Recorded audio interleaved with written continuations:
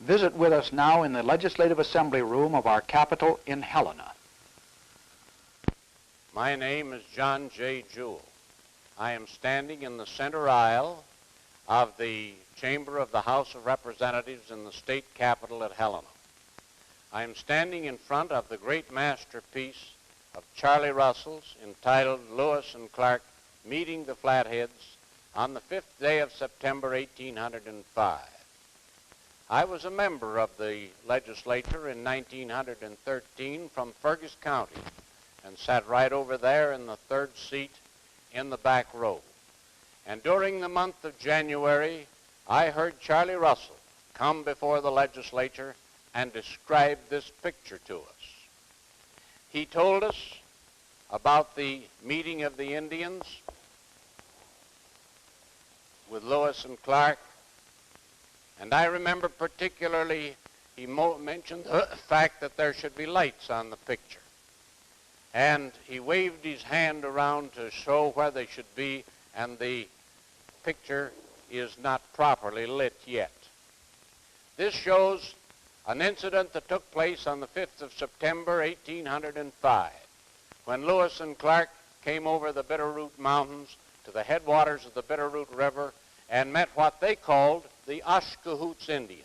They were flatheads. Russell put into this picture everything that's mentioned in the Lewis and Clark journals for that time. It shows the Indian village on the left-hand side of the picture. It shows York over here, the last man on the right-hand side of the picture. Lewis and Clark standing beside each other. Sacagawea with her papoose on her back. The robes that are being put on the ground for the chief and the medicine man and Lewis and Clark to sit on during the council. The man squatted there holding the pipe between the Appaloosa and the horse picking grass that they're going to smoke. The three Indians with looks of curiosity upon their faces pointing and looking over to York, never having seen a colored man before.